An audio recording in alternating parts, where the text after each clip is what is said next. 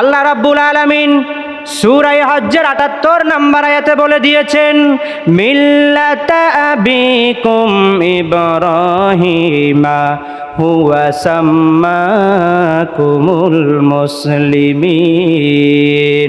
ও আমার গোলামেরা, তোমাদের মুসলিম মিল্লাতের জাতির পিতা হচ্ছে ইব্রাহিম আলাইহিস সালাম, আর তোমাদের যে মুসলমান করে নাম রেখেছে এই নামটা ইব্রাহিম আলাইহিস সালাম রেখেছেন। সুবহানাল্লাহ। মানুষের বানানো জাতির পিতা আমাদের জাতির পিতা হতে পারে না। আমাদের যেই পিতা হবেন আল্লাহ রাব্বুল আলামিন কোরআনে কারিমের মধ্যে বলে দিয়েছেন। আদম আলাইহিস সালাম যে আমাদের আদি পিতা এটাও রব্বুল আলামিন কোরআনে কারিমের মধ্যে বলে দিয়েছেন। আমাদের জন্মদাতার পিতা এটাও রব্বুল আলামিন কোরআনে কারিমের মধ্যে বলে দিয়েছেন। আমাদের পিতা মোট ৩ জন কোরআনে কারিমের আলোকে। একজন হচ্ছেন আমাদের আদি পিতা, আরেকজন হচ্ছেন আমাদের জাতির পিতা, আরেকজন হচ্ছেন আমাদের জন্মদাতা পিতা।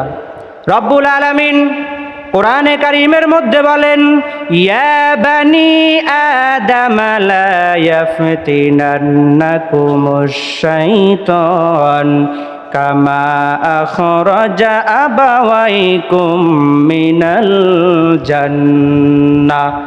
আল্লাহ বলে, ইয়া বানি আদম, হে আদমের সন্তানেরা, খবরদার তোমাদেরকে যেন শয়তান ফিতনায় না ফেলে, যেই রকম ভাবে শয়তান ফিতনায় ফেলেছে তোমাদের পিতা এবং মাতাকে, শয়তান ফিতনার মধ্যে ফেলে জান্নাত থেকে বাহির করে দিয়েছেন। তাহলে এখানে রব্বুল আলামিন বলেছেন তোমাদের পিতা এবং মাতা জান্নাত থেকে বাহির হয়েছেন কে? আদম আলাইহিস সালাম আর মা হাওয়া।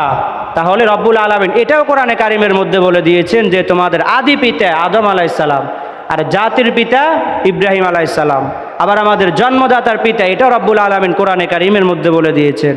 রব্বুল আলামিন বলেন, ওয়া ওয়াসাইনাল ইনসানা বিওয়ালিদাইহি ইহসানা।